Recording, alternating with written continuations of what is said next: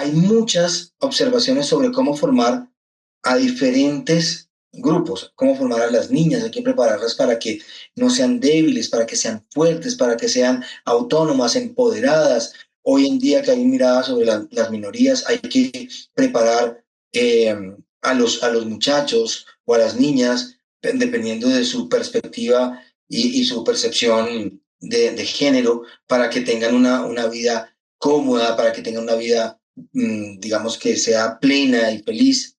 Y resulta que a los hombres en muchas ocasiones solamente nos crían, ¿sí? No hay necesariamente una postura sobre cómo formarnos en esa parte afectiva y emocional.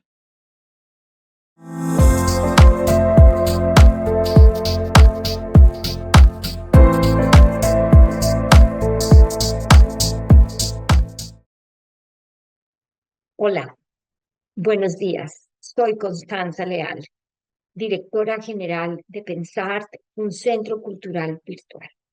Hoy quiero invitarlos a que nos vean y nos escuchen en este video podcast que hemos realizado y desarrollado con un grupo de hombres valientes para hablar de masculinidad tradicional, para hablar de patriarcado, para hablar de sentimientos y de esos sentimientos que ellos no han tenido oportunidad de expresar.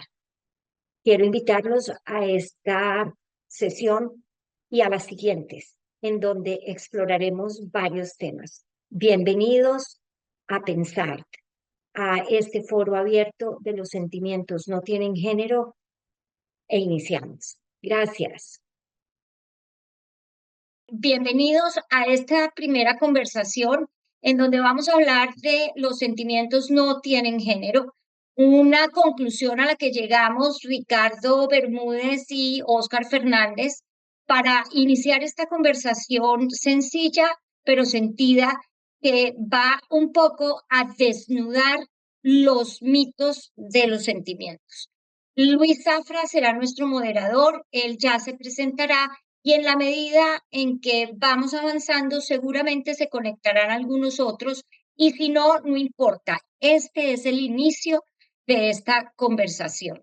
Bienvenidos a Pensar, la plataforma del Centro Cultural Virtual y a ustedes a este bonito espacio que habitaremos con sentimientos. Muchísimas gracias, Constanza, por la invitación. Muchísimas gracias a todos por la presencia, a Julio, a los Óscares. Fíjate que hoy es un día de Óscares también, es el mes de los Óscares. Entonces, eso es importante. A Ricardo, muchísimas gracias por permitirnos este espacio. Yo quisiera arrancar diciendo, antes de presentarnos, que es interesante ver cómo necesitamos, y es un tiempo oportuno, de empezar a tener una voz en términos de una masculinidad que muchas veces nos ha tocado asumirla desde el crecimiento y el desarrollo afectivo como hierba silvestre o sobreprotegidos, pero en realidad en muy pocas ocasiones con intención clara de una formación del ejercicio de la masculinidad y la afectividad en la misma. Entonces, desde esa idea de poder conversar sobre algo que nos ha tocado asumir, porque es algo que hay que asumir inevitablemente, tener la posibilidad de hablar sobre esa temática, porque estamos en un mundo donde las diferencias y las minorías tienen voces específicas, que me parece muy bien, que me parece importante, que me parece edificante de la sociedad, pero se está convirtiendo casi que en un ejercicio distinto y casi discriminador el hecho de pertenecer a un espacio de supuesta normalidad. Entonces vamos a hablar un poco sobre ese asumir la normalidad desde esa individualidad. Dicho eso, me presento, mi nombre es Luis Zafra. En mi formación cuento con la dedicación a la actuación. Me formé como actor en el Teatro Libre de Bogotá. y me dediqué por más de 30 años a la a la improvisación teatral como movimiento. Soy pionero del movimiento de improvisación en Colombia y posteriormente me formo como actor. Y llevo uniendo esas dos cosas, esos dos mundos, en una metodología que se llama Impro para la Vida, mucho tiempo. Hoy me dedico desde hace muchos años a los procesos de formación y desarrollo de habilidades en Power Skills y en habilidades blandas. Entonces, esa es la razón. En este camino seguramente nos hemos encontrado muchas veces en muchas oportunidades para poder ver y disfrutar muchas cosas. Esta quiero que sea una conversación muy abierta, muy divertida, en términos de disfrutarnos algo que nos cuesta trabajo, y es que la gente sepa el nivel de emocionalidad, de sensibilidad e incluso de vulnerabilidad que llegamos a tener los hombres. Así que bienvenidos a todos. Constanza, ¿te parece si vamos arrancando pregunta a pregunta y vamos hablando entre todos un poco? ¿Que esa sea la manera?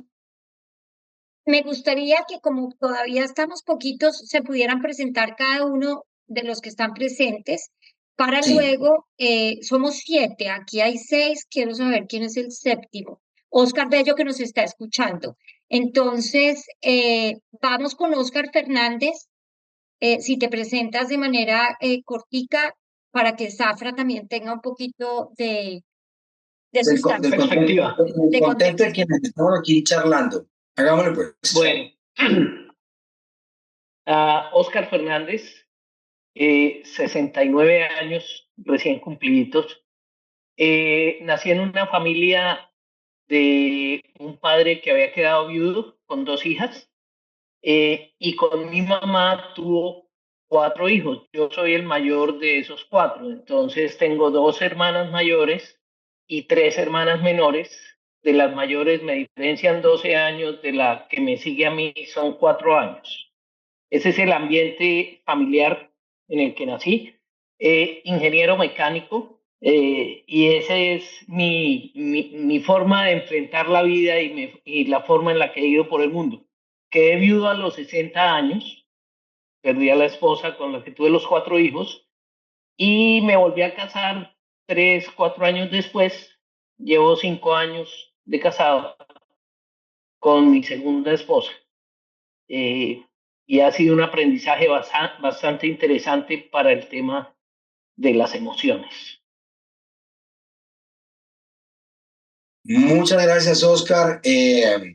Pues vamos entonces a oír a Julio. ¿Cómo estás, Julio? Cuéntanos un poco de tu perfil. Muy interesante, Oscar. Muchas gracias por compartirnos rápidamente ese panorama y perfil tuyo. Bueno, Julio. saludos a todos. Muchas gracias, Luis. Muchas gracias, Constanza, por la invitación y la presentación. Bueno, mi nombre es Julio Puentes. Yo pues salí del colegio el José Joaquín Casas en el año 2012. Soy psicólogo clínico y soy psicólogo especialista en psicología jurídica y criminológica. Particularmente pues me he enfocado en el tratamiento a pacientes, mayoritariamente temas de asuntos emocionales, de pronto algunas dificultades de estado de ánimo, trastornos del estado del ánimo, trastornos ansiosos. Bueno, en algún punto llegué a tener algún acercamiento a población psiquiátrica, entiéndase esquizofrenia, trastorno afectivo bipolar, bueno, demás condiciones como que ya suscitan ser crónicas. Y pues también estoy haciendo ahorita un ejercicio investigativo, estoy desarrollando una investigación titulada La estigmatización frente a la depresión masculina en Colombia. Estoy pues desarrollando como este ejercicio investigativo y pues además también pues cuento con varios grupos a los que pertenezco ya como psicólogo, pudiendo hablar con distintos colegas acerca de pues varios aspectos de cómo tratar o manejar algunas dificultades o algunos trastornos ya a nivel clínico. Bueno, qué rico, muchísimas gracias. Muchas gracias por tu presencia y seguramente tu perspectiva y tu aporte desde esa perspectiva será muy interesante. Gracias, Julio. A ustedes. Entonces tengo la palabra en este momento sigamos por acá, Oscar Bello. ¿Cómo estás? Muy bien, buenas tardes a todos, a todas. Soy Oscar Bello, soy docente en la Universidad Nacional de Colombia, en la Universidad Distrital Francisco José de Caldas. Soy licenciado en Lingüística y Literatura. Soy fundamentalmente profesor de profesores. Y hace poco, a propósito de la pandemia, como en un intento de cambiar como de oficio o darme un respiro, terminé haciendo una maestría en coaching organizacional e integral con una universidad mexicana. Y lo que pensé yo que iba a ser una cuestión de esto es para sencillamente divertirme, terminó cambiándome la vida. Terminó dándome una perspectiva distintísima de lo que es la manera como vemos la realidad. Así es que sí, soy un profe, sigo trabajando en estas universidades, pero tengo el camino ya dispuesto para acompañar desde el coaching a algunos procesos. Conozco a Constanza desde 1999 y desde ahí hemos estado en contacto.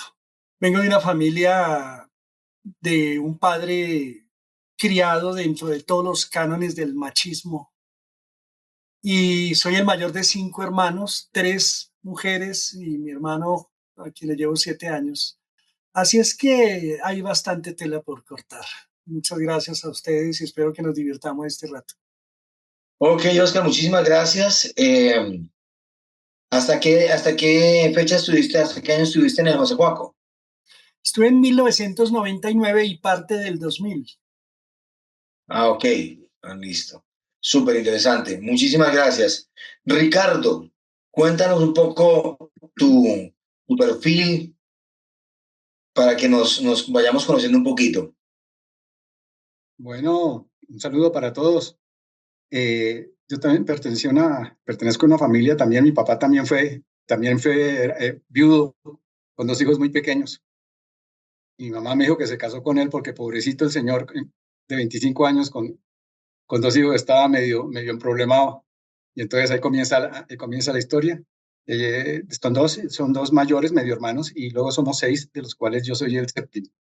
Somos 3 parejas, hombre, mujer, hombre, mujer, hombre, mujer, en ese mismo orden, y llevándonos los mismos años cada uno, y los hombres todos nacidos en el mismo mes. Mi profesión soy ingeniero industrial. Como ingeniero industrial estuve trabajando gran parte de mi vida en empresas nacionales, multinacionales. También fui profesor y fundador de la Facultad de Ingeniería Industrial en la Universidad Javeriana de Cali, donde fui profesor y luego regresé a Bogotá y fui director de la carrera de Ingeniería Industrial.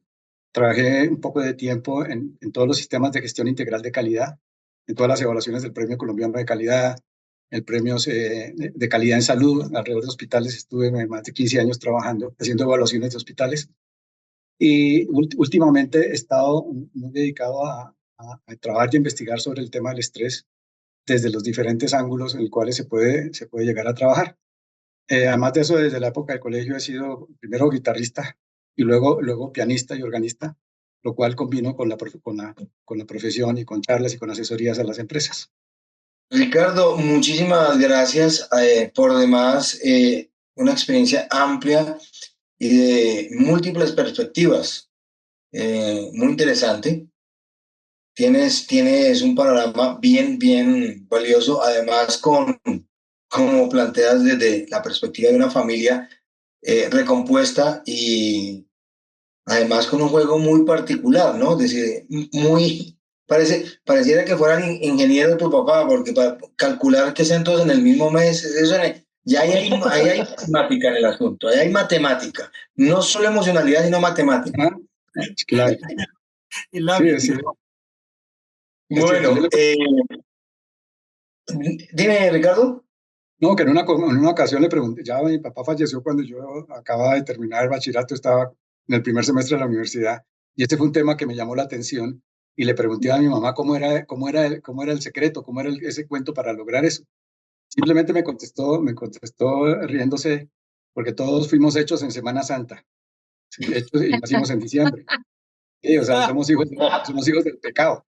Y decía, pero ¿por qué esto en diciembre? Y decía, no, es que su papá quiere que los hermanos mayores estén en vacaciones para que ayuden a la mamá con el recién nacido.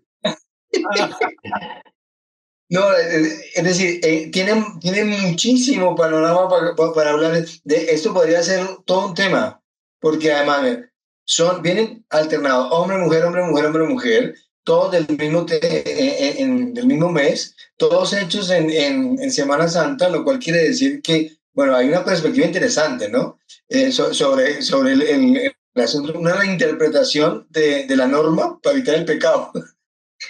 Ahí de todo un poquito. Ricardo, muchas gracias. Bueno, sigamos para conocer un poquito dime, Constanza. Mis amigas Rebeca Simé y Ana Salcedo, las dos se van a presentar, lo vamos a hacer igual cortico, porque hoy estamos nosotras de observadoras y vamos a cerrar las cámaras dentro de este experimento y esta primera conversación. Apenas nos presentemos o se presenten ellas, cerramos cámaras y los vamos a escuchar y vamos a escuchar esta conversación. Pero bienvenidas mis dos amigas queridas. Gracias. Bueno, Rebeca y Ana, las escuchamos. Pues empecemos por la A, si quieren. Bueno, mi nombre es Ana Salcedo. Conocí a Constanza más bien recientemente, no tan lejos como ustedes, pero ha sido un placer hablar con ella. Soy abogada y también soy coach ontológica. Y en estos últimos tiempos he estado trabajando en talleres para apoyar a las personas para que tomen la decisión de retirarse de la vida laboral. No retirarse de la vida, solamente de la vida laboral. Vengo de una familia muy chiquita, de papá, hijo único, por supuesto, tremendamente machista. Entonces, algún día él me confesó que él quería que yo hubiera sido hombre y creo que me crió así. Entonces, esa es mi historia y tengo una hermana casada con 2 hijos, o sea, esta casa es de hombres y yo. Entonces, es bastante divertido y es un placer estar aquí con ustedes y conocerlos. Muchísimas gracias, Ana. Rebeca, cuéntanos un poco de ti. Hola, buen día, bienvenidos. La verdad, muy emocionada de estar aquí, un poco confundida con la hora, pero les pido una disculpa, aquí estoy ya.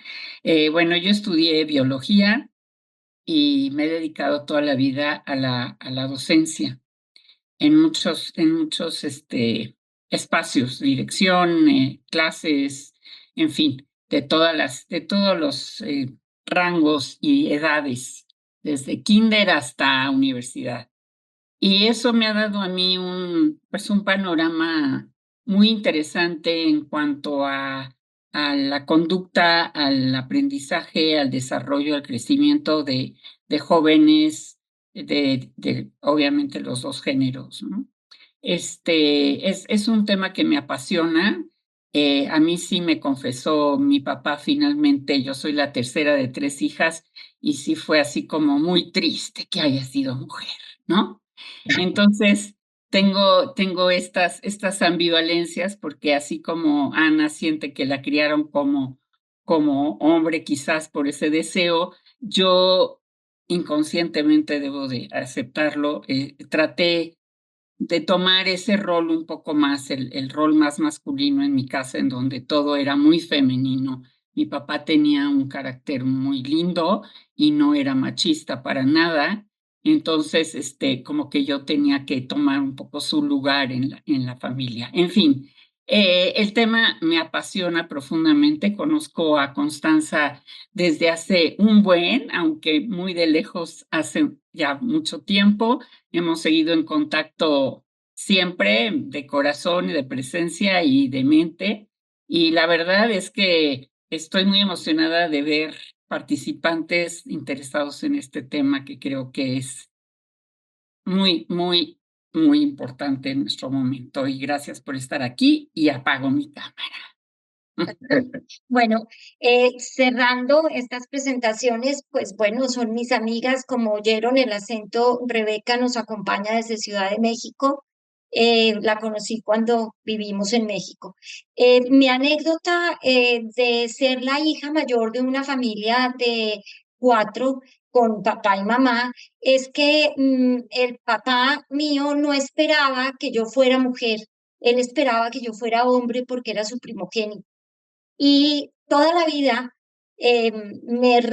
digamos que en un cierto nivel de arrepentimiento, me dedicó uno de esos boleros duros para muchos o para mí, y es Mi niña bonita, porque pues la letra habla y dice que siempre había querido un hombre, pero nació esta niña bonita y realmente sí, sí nací bonita, es verdad, pero, Sí. pero, pero fue difícil esa relación con mi papá, porque había unos choques y como dice Rebeca, yo también jugué un papel un poco ambivalente.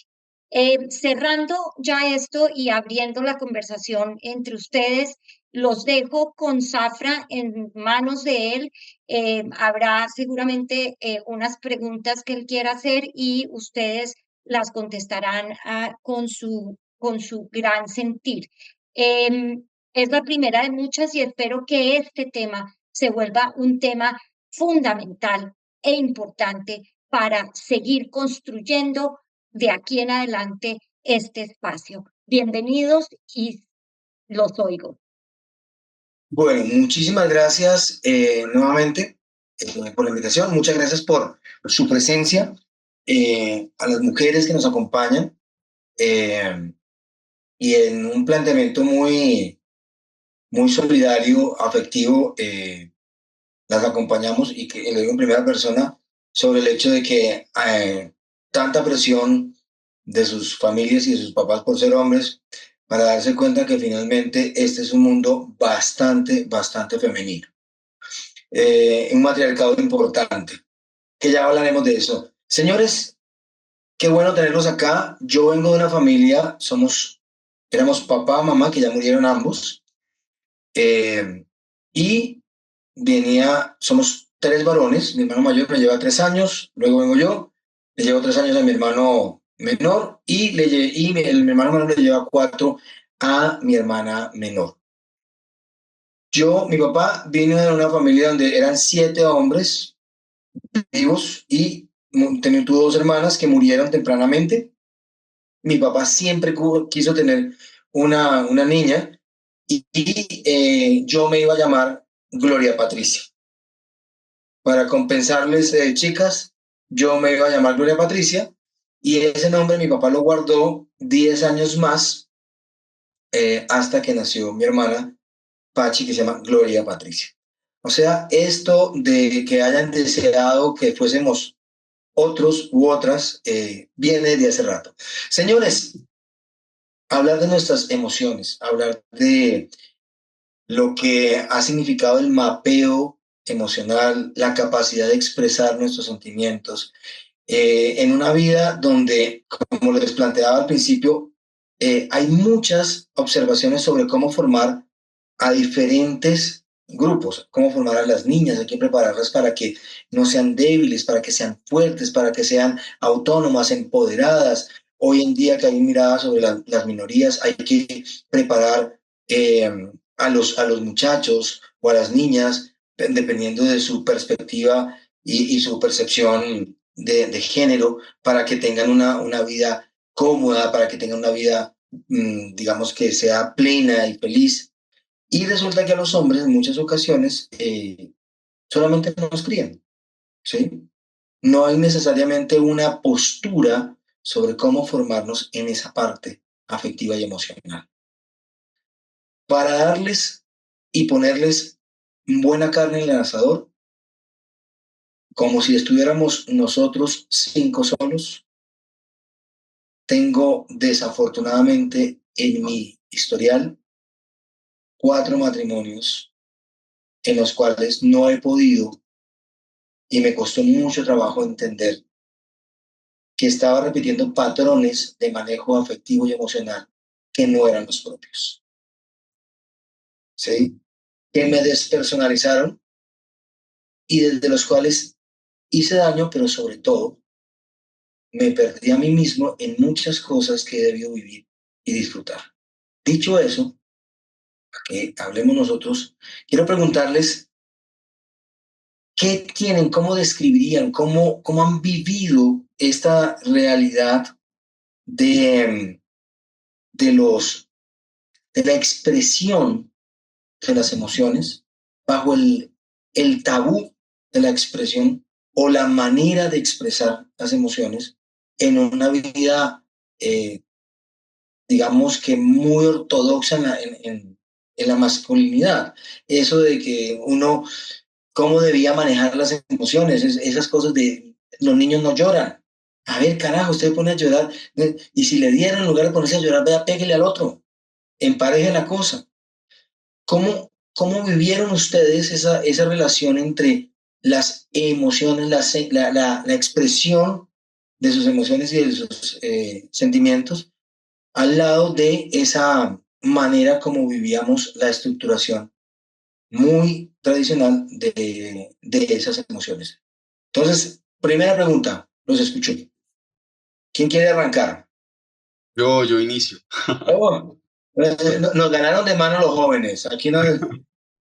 Bueno, pues partiendo como un poco de las anécdotas que ustedes comparten, pues yo también tengo una particular. Yo tengo un hermano mayor y ahora pues recientemente tengo un hermano menor. Yo me convertí en el hermano de la mitad. Sucede que pues mi familia es una familia muy tradicional. Mi papá es santandereano, por ende su cercanía a este componente emocional pues es bastante mínima, ¿cierto? Bastante minimizada. Y por otro lado, pues tengo una mamá que es una sobreprotectora mamá osa, donde ella pues la mayoría del tiempo es, hijo, ¿cómo te sientes? ¿Estás bien? ¿Qué pasa ahí? Entonces, crecer también con esta ambivalencia, particularmente cuando mi mamá pensó que en algún punto cuando estaba embarazada de mí, yo iba a ser una niña, ¿sí? Entonces, por ende, pues ya desde el proceso de la preconcepción y demás, antes de dar a luz, pues el hecho de ella tener este tipo de apreciaciones generan una serie de cambios estructurales y hormonales a nivel del proceso de concebir, o sea, el proceso de dar a luz. Entonces, claro, pues porque yo cuando ella estaba embarazada, a mí ella reporta que pues que fue un embarazo muy tranquilo. Yo no me sentía, yo no me movía, yo no pateaba, yo nada. Completamente diferente al embarazo de mi hermano. El embarazo de mi hermano fue un embarazo bastante complicado, ella sufrió mucho, tuvo muchas náuseas, muchos dolores, muchos cambios de humor. Conmigo no le pasó nada similar. Pero ¿a qué viene esto? ¿A qué viene que pues lo traigo a colación? Porque en el transcurso y en el crecimiento y en el proceso de desarrollo, el hacerle frente a las emociones ha sido un reto completamente para mí porque pues vengo de un contexto muy dicotómico donde mi mamá constantemente era hijo, mira, cuéntame qué sientes, pero por qué te sientes así, pero qué pasa. Y al mismo tiempo estaba mi papá diciéndome, pero usted qué le pasa, por qué llora, los hombres no lloran.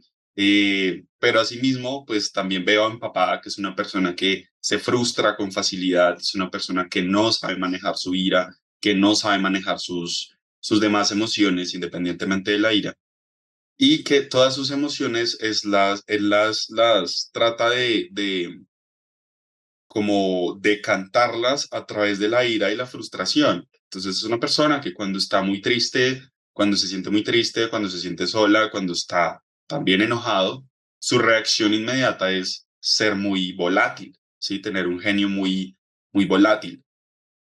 Entonces, claro, yo creciendo con estos espejos, ¿cierto? Con estas figuras, pues claro, también ha sido todo un reto porque, pues yo, digamos, siendo psicólogo en consulta y demás, he tenido también pacientes que constantemente, la mayoría han sido hombres que pues se enfrentan a trastornos de ansiedad, se enfrentan a insomnio, se enfrentan a dificultades de control de impulsos, precisamente porque la sociedad no está diseñada para que un hombre se exprese o exprese emocionalmente cómo se siente, ¿sí? Ya entrando más a título personal, claro, también he sido víctima de esto que se llama la masculinidad hegemónica, en donde pues el hombre tiene que ser hombre. Si el hombre no tiene permitido llorar, el hombre no tiene permitido mostrar sentimientos, emociones. y el hombre pues no tiene permitido ser sensible o, digamos, comprometerse con esa sensibilidad o tener alguna conexión emocional con otras personas y sobre todo con otros hombres, ¿sí? Está terminantemente prohibido porque inmediatamente la sociedad lo sataniza y más que satanizarlo, lo feminiza, ¿no?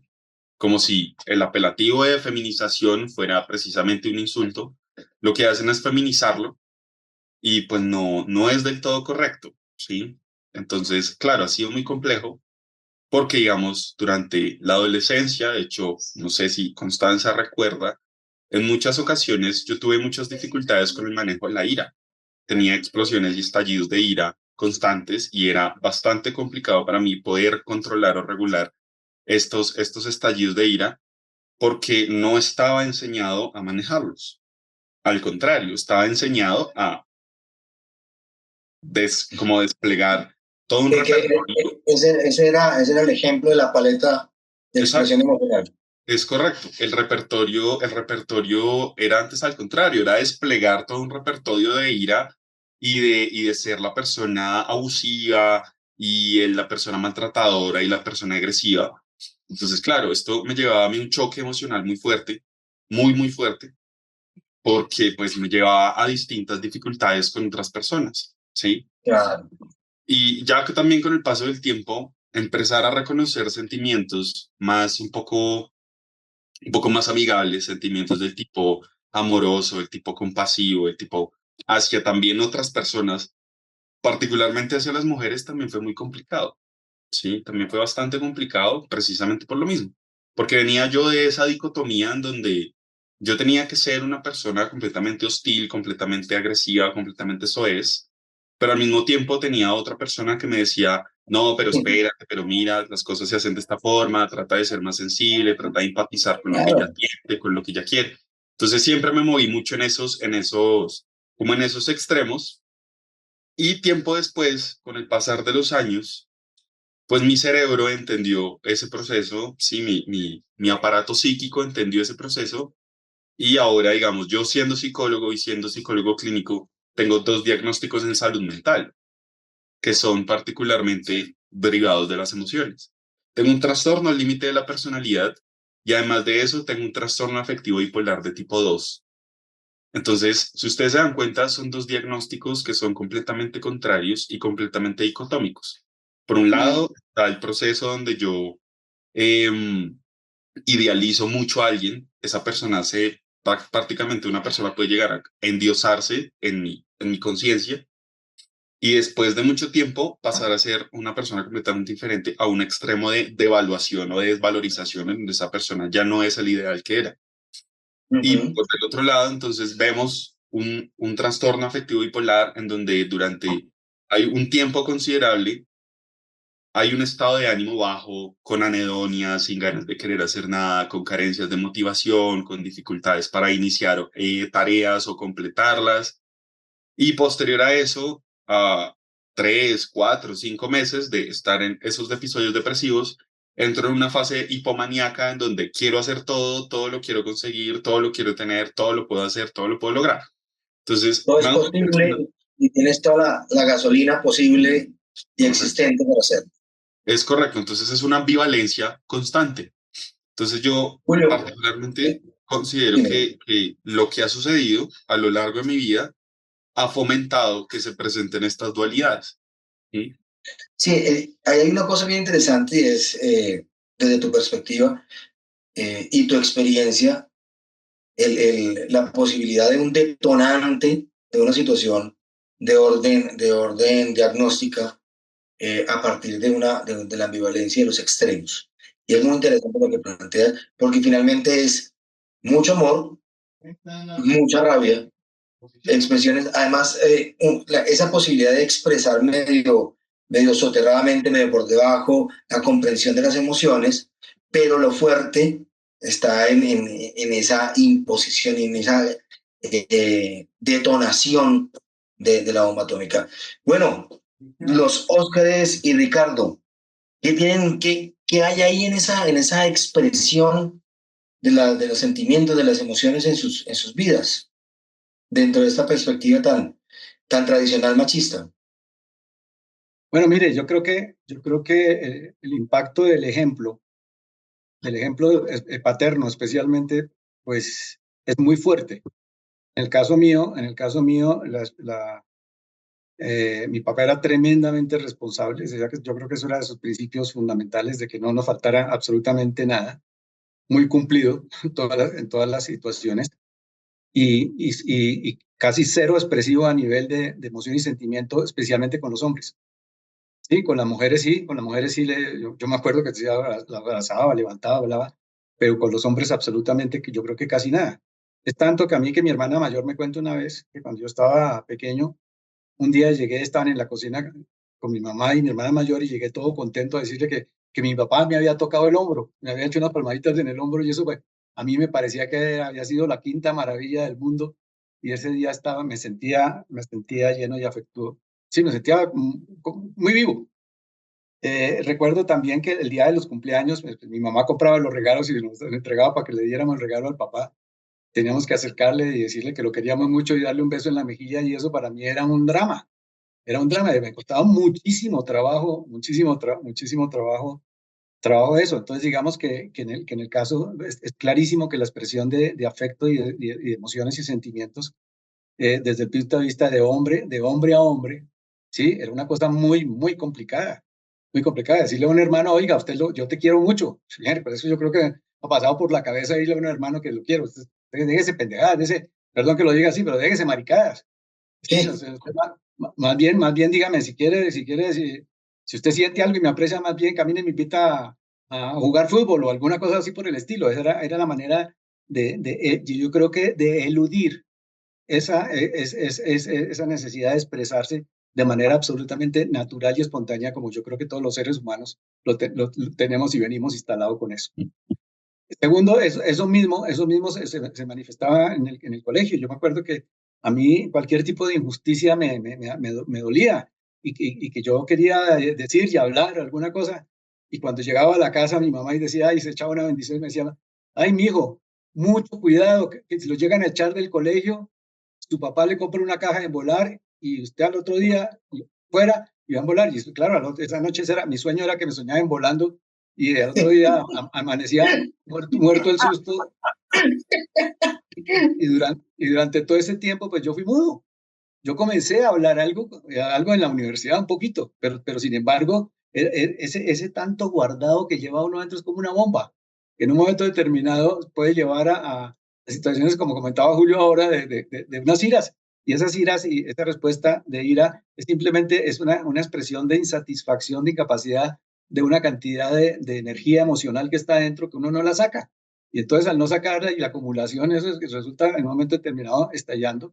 Yo también, como decía, cuando hablaba ahora Luis, yo ya he pasado por tres vueltas al ruedo matrimoniales, y me doy cuenta que una cantidad de aspectos y muchos de esos elementales, donde digo yo, caray, si me hubieran dicho alguna orientación sobre estos temas y sobre esta relación, y estar pendiente de esas necesidades emocionales de las parejas, y no interpretar la cosa como que, mire, yo pongo plata y yo soy acá, y a mí vengan aquí con pendejadas. Pero ya friega ya. Miren, yo me estoy matando seriamente, y les falta algo les falta. Sí, ese era el tipo de respuestas. Cuando otras personas necesitaban era, por ejemplo, tiempo, y uno pudiera dedicarles tiempo. Sí, el día llegaba, y el día domingo lo primero que hacía era llamar a un amigo y coger la bicicleta, y irme toda la mañana con el amigo en la bicicleta, por ejemplo. Entonces, toda la semana trabajando, saliendo antes de que saliera el sol, regresando ya tarde, 8 o 9 de la noche, pues yo no estaba dedicando absolutamente nada de tiempo. Hasta que llegó un día y pues aquí está la maletica. Usted todavía vive aquí, pues aquí está su maletica para que vaya a vivir donde usted quiera. Eso por un lado. Perdón, Julio, hay una cosa que me parece importante subrayar, y es que a uno lo mapean mucho para la expresión de la responsabilidad como una muestra afectiva. Es decir, lo medible, lo mesurable, ahí está la educación. A usted le ha faltado algo, mire cómo está la alacena. Aquí falta comida, pero era una cosa que la responsabilidad, la respuesta a lo que uno se había comprometido tenía que ser suficiente, que es algo de lo que mencionas ahí, que me parece muy interesante como pegarle una subrayada al asunto. Y bueno, ya fuera en las relaciones con las mujeres, muchas veces mi mamá me repitió, muchas veces, a una mujer no se le toca ni con el pétalo de una rosa. Y esa era una frase que ella, entonces yo era incapaz de cogerle la mano a una niña que a mí me gustara mucho. Entonces se volvió algo absoluto y totalmente platónico, ¿sí? De vivir en una ilusión, en un cuento que no tenía que ver nada con la realidad. Digo yo, afortunadamente comencé a ser músico desde pequeño, entonces la manera mía de expresar un sentimiento era seleccionar una canción y ir a dar una serenata y salir corriendo. Y salir corriendo porque lo que decía las palabras de la serenata era absolutamente incapaz de ir a mencionarlas persona a persona. Entonces, imagínese el impacto de esto durante muchos años. Y bueno, uno comienza a tomar, creo que comienzan a tomar conciencia y sobre todo con los porrazos duros que hay en eso. Yo tuve el año pasado, tengo una hija que vive en Londres. Fui a visitarla. Con ella nunca habíamos pasado más de 8 días juntos. Desde que nos separamos, pues siempre había sido paseos de 5 días, 8 días juntos. Y aquí estuvimos un mes.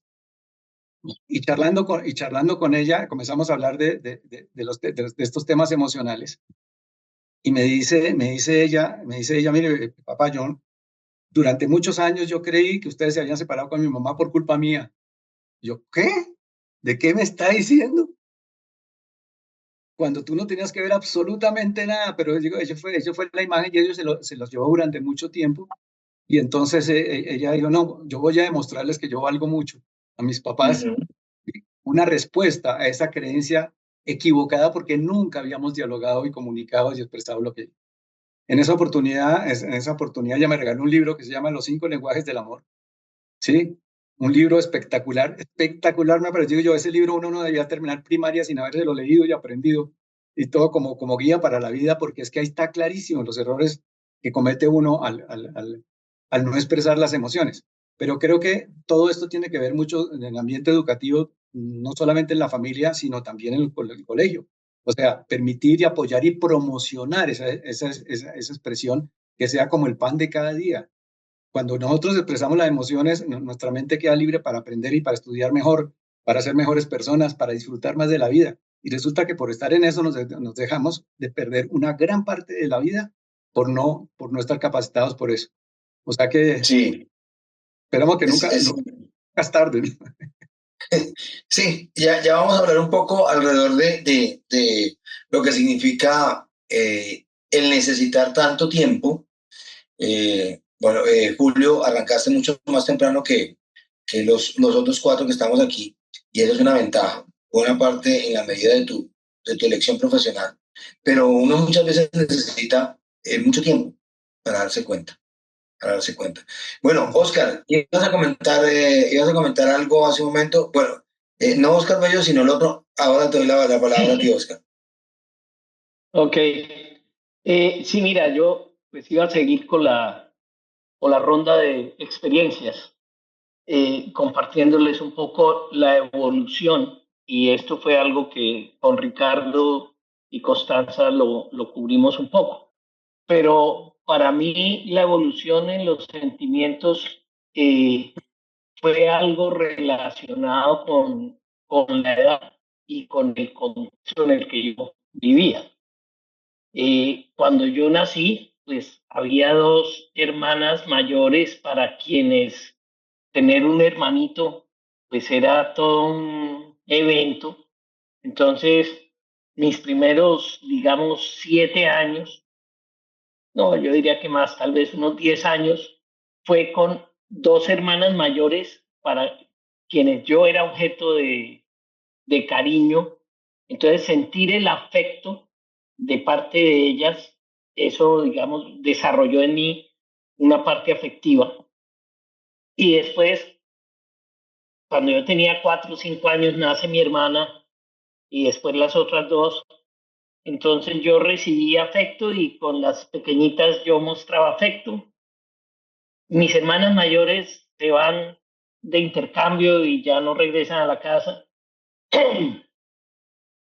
Y yo entro ya en la edad de quinceañera, donde ya las hermanitas chiquitas, esas son unas niñas ahí, pero pero mi vida era con mis amigos del colegio, y yo era el único hombre, no solamente el único hombre, sino criado también como hijo único en ese momento, porque pues con mi papá había muchas actividades, mi papá afectivamente mostraba afecto, pero, pero, pero ya cuando yo crecí ya no era tanto.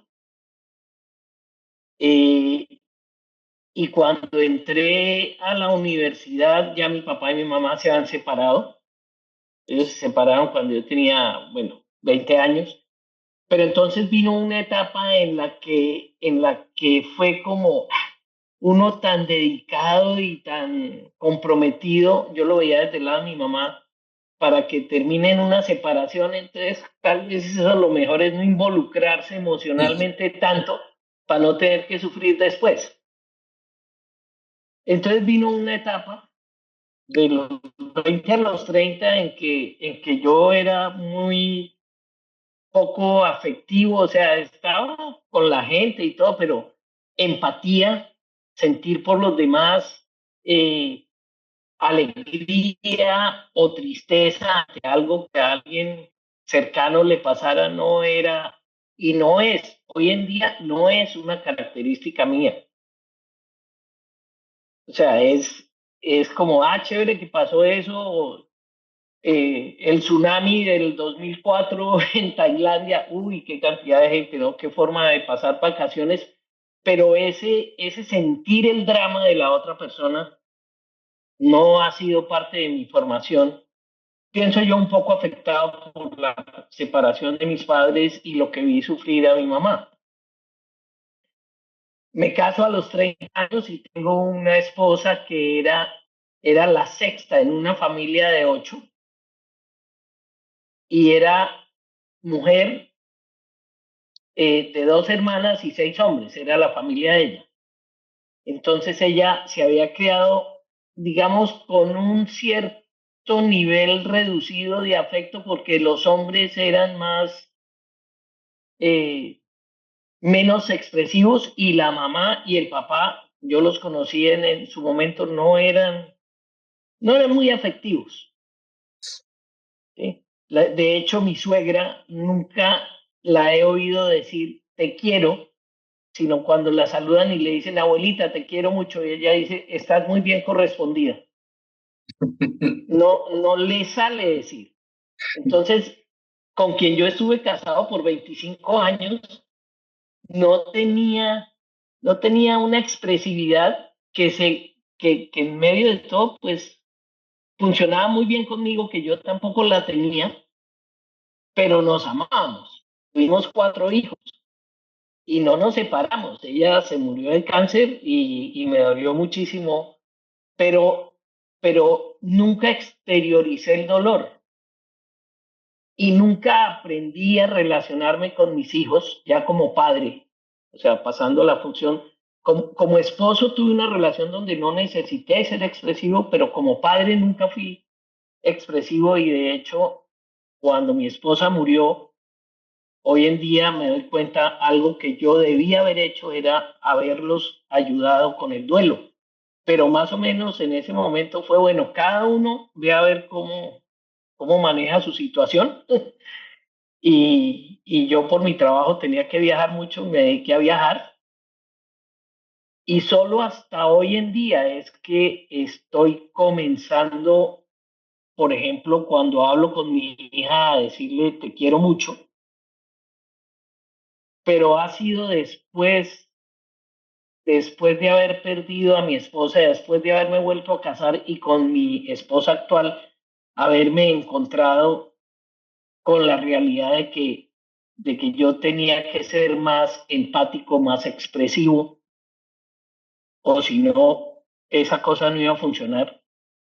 Y hoy en día me comporto así, no tanto porque me salga del corazón, sino porque sé que si no lo hago, eh, no,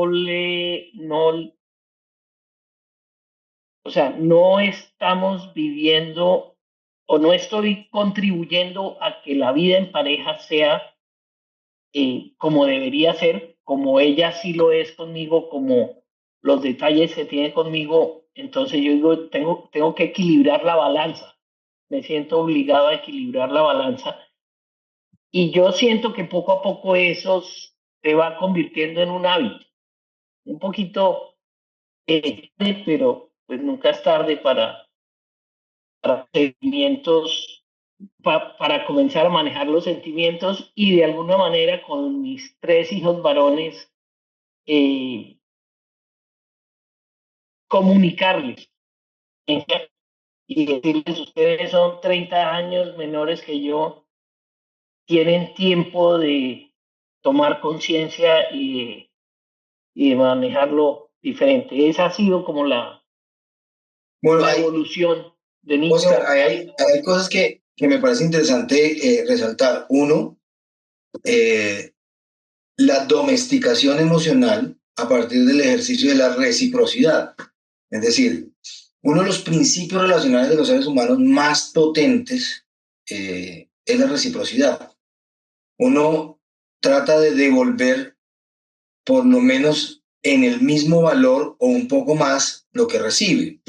Y eso es lo que te ha venido pasando con respecto a darte cuenta que, bueno, te expresan eso y es como cuando le dicen a uno, te quiero mucho, y uno, bueno, debería decir algo, ¿qué digo ahora? Entonces, tu suegra dice, está muy bien correspondido, que es una manera de, ¿sí? Atentamente, la abuela,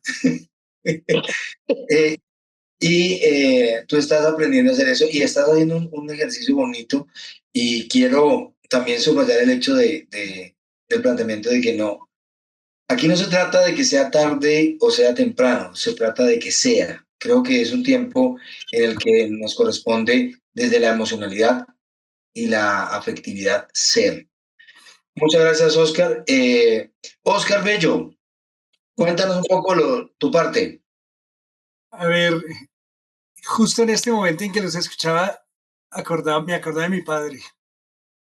Bien criado en una familia de muchos hombres, solamente una tía por ese lado. Y muy estricto, mi padre era un hombre de pocas palabras, mucha acción, pocas palabras. Un tipo de esos de palabra, para quien, si usted da la palabra, no tiene que firmar ningún papel. Usted tenga presente que el hombre es el que decide. Bueno, el discurso de esa masculinidad tradicional. Pero ahorita recordando y escuchándolo a ustedes, me acuerdo el problema en el que me metí con mi papá cuando por allá a los 17 años dejé de saludarlo y de despedirme de él de pico. Yo le daba beso en la mejilla. Y mi papá serio y todo, pero y lo mismo que pasaba, creo que decía el tocayo ahorita o alguno de los participantes, eso de, no, creo que fue Ricardo, que sintió que le daban una palmadita en la espalda y eso fue un acontecimiento. Pues con mi papá era similar, pero lo del beso, ahorita que estábamos hablando, me llegó así el flash. Claro, mi papá se sintió enormemente, pero se sintió enormemente cuando dejé de despedirme y de saludarlo de pico. Pero en el momento en que debió habérmelo dicho, cayó y solo cuando se tomó unos tragos me llamó al orden y me dice, ¿qué es lo que está pasando acá? Es que ya no me quiere. Es que ya no me quiere. Y en las que me vi yo para decir, no, pa, es que bueno, tal, ahí tiene su pico. Es decir, acabo de darme cuenta en este instante que hay una realidad allí que yo no había visto y es que mi padre tenía eso y le daba un gran valor y yo apenas ahorita que me llegó ese flash dije, venga, esto me hace resignificar de otra manera. Porque gran parte del discurso de esa masculinidad es que pues la masculinidad se asocia con lo racional, la feminidad con lo emocional y entonces como si fueran aspectos excluyentes. Soy racional en tanto no emocional. Y asociamos lo emocional con lo femenino y resulta que tenemos una naturaleza que tiene de los dos. Entonces, lo primero, eso de mi padre. También tengo 2 matrimonios. El primero fueron 23 años. en donde pues uno ya con el tiempo pone uno el retrovisor y se da cuenta lo que pudo haber sido si hubiéramos tenido o si yo hubiera tenido la conciencia de muchas cuestiones que no se dieron. Y en esta segunda relación que llevo ya 15 años, soy yo el que añoro que mi pareja me diga, por ejemplo, te amo. A ella le cuesta, pero es que le cuesta de una manera, y a mí me hace falta, pero me hace falta de una manera. Oiga, y entonces usted y yo, ¿qué venimos siendo, mijito? ¿Ah? Pero dígame alguna cosa bonita. Y me dice ella en chanza, me dice, cuando le digo, dime alguna cosa bonita, me dice, en Mango están en promociones. Mango es el almacén que compra la ropa. Es una cosa bonita. Ella expresa todo su cariño, su afecto, pero no con palabras, y yo soy un tipo de palabras. Necesito las palabras.